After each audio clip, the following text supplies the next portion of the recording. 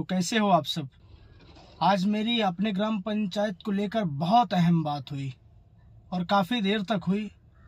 और इस बात पे किसी पार्टी को बीच में लाने की आवश्यकता नहीं है, ना ही किसी पार्टी की वजह से हमारी बातचीत हुई है। मेरी बात आज हमारे पूर्व ब्लॉक प्रमुख माननीय श्री श्याम बिहारी यादव जी के साथ हुई, काफ़ी देर तक हुई है, जिसमें उन्होंने कई ऐसी बातें कही कि जो बातों को सुनकर मैं भाव विभोर हो गया। मुझे लगा कि एक नेता आदमी ऐसी बातें कैसे कर सकते हैं, क्योंकि हम सब ने आज तक कभी ये नहीं सुना नेता सदन से जो भी व्यक्ति हैं कभी भी शिक्षा, बेरोजगारी और दवाई, मेडिकल, हॉस्पिटल, इस विषय पर कभी बात नहीं की है।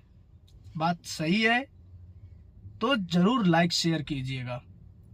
मैंने उनसे जब कहा कि भैया ठीक है, आपको व्यक्तिगत बात कर रहा था, एक तो हमारे जमीन से जुड़े हुए व्यक्ति हैं, मैंने उनसे कहा कि भैया आपसे हमारा एक सवाल है, क्योंकि हम सब लड़कों की नीयत बन रही है, पूरा युवा समाज मानिकपुर का एकत्रित हो रहा है कि इस बार आपको जिताना है। जो कुछ गलतियां हो गई हैं पिछली बार, वो गलतियां सुधारने का मौका अगर मिल रहा है तो हम जरूर अपनी गलतियां सुधारेंगे, क्योंकि आप हमारे जमीन से जुड़े हुए व्यक्ति हो, आपसे हमारा हर तरह से लगाव है। जो बात हम आपसे कह सकते हैं वो बात किसी और नेता से नहीं कह सकते और ना ही वो बात मान्य होगी।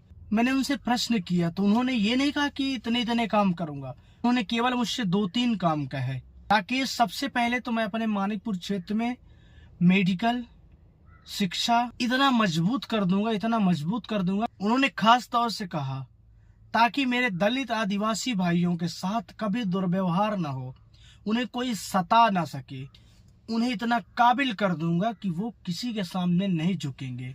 साथ ही अपने किसान भाई समाज को लेकर उस जगह खड़ा करूंगा जिस जगह पर लोग भाषण करते हैं।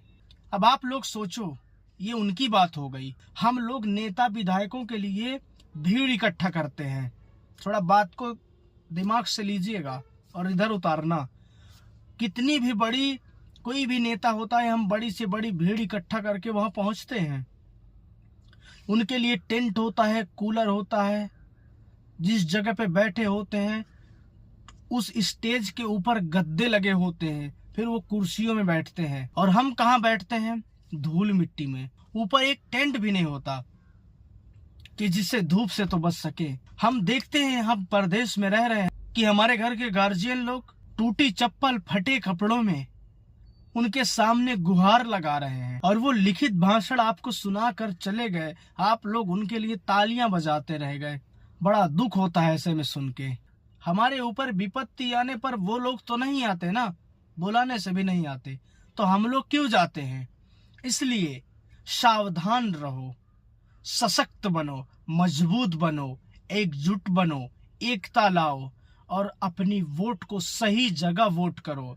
इस बार के चुनाव में कोई भी व्यक्ति पीछे नहीं हटना चाहिए। सबका दायित्व बनता है अपनी वोट केवल विकास, शिक्षा, सामर्थ्य, एकता पर ही दीजिएगा। राधे राधे।